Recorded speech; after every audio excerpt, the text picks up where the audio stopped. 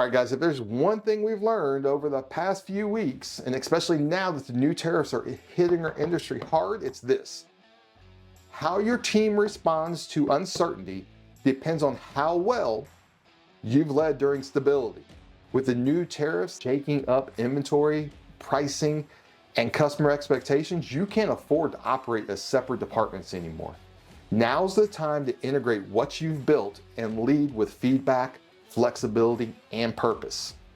So in this video, what we're going to cover is how to connect the dots between conflict resolution and collaboration, how to actually review your team's behavior during pressure, and how to build a resilient culture using an integration plus feedback loop. What we want to do is here, let's lock into the leadership systems that's actually going to carry you through this tariff season and then beyond, man. We're looking for 800% growth here.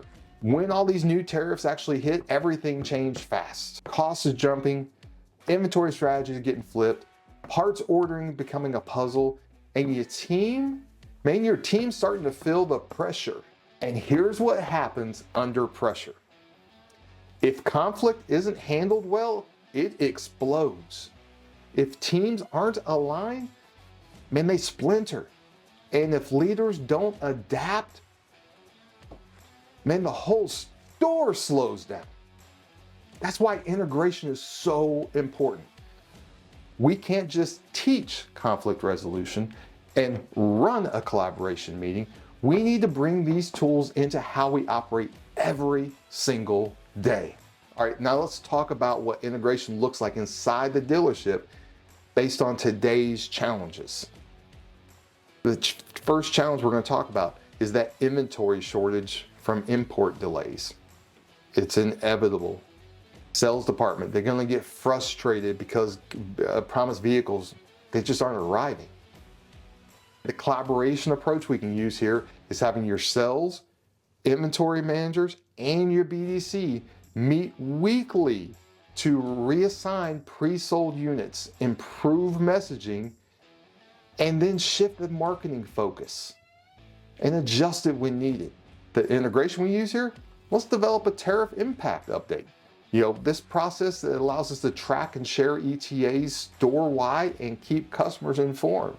Challenge 2, F&I pushback on those front-end margins. The F&I department, the finance department, they're feeling pressure to increase the back end on every deal to keep profits up. The collaboration approach we can use here is to have the sales and the finance agree on customer-first bundles and co-create new value messaging around protection products. Right? And then the integration here, create a shared worksheet for every deal. Goals, expectations, and margin breakdowns. That way everyone's aligned before the customer actually even sits down in the box. Challenge 3 is the parts shortage delaying repairs. It's going to happen. Service advisors are going to get tired of taking the heat from customers for delays. Right? The collaboration approach that we can use here is having the service, parts, and even the sales departments meet to discuss those expectations and how to upsell pre-scheduled maintenance instead. And then the integration approach we can use here is develop a script and rotation plan to keep communication consistent and pressure low. The bottom line, integration is about systems and conversations that don't break when the pressure actually hits. All right, what we need to develop here is a leadership feedback loop. Integration without feedback, it's just guessing. So let's build your leadership feedback loop that lets you lead with clarity, even in tough seasons like this. So step 1 is to reflect. Right? Ask yourself each week, what conflicts surfaced this week? Where did collaboration flow or fall apart? What's the current energy of the team? Right? These are 3 important questions to reflect on each week. Step 2, check in with the team leads. You'll create a weekly one-on-one rhythm with your department heads. And then ask some simple questions. What are your team's wins this week? What's causing friction or confusion? And then what support do you need right now? The pro tip here, Keep this short, 15 minutes. Keep it consistent and short. Okay, step 3 is to adjust. Now use the feedback that you've gotten to improve some processes, clarify those expectations, and provide coaching in real time. Then update any of these processes when needed. This is how you stay agile while everyone else is reacting emotionally. And here's your challenge. This week's challenge is all about integration. All right, I want you to write a 5-minute reflection. Yeah, do it. 5 minutes is what I'm asking you for. Where did our team improve this month under pressure? What conflict did we resolve and what worked?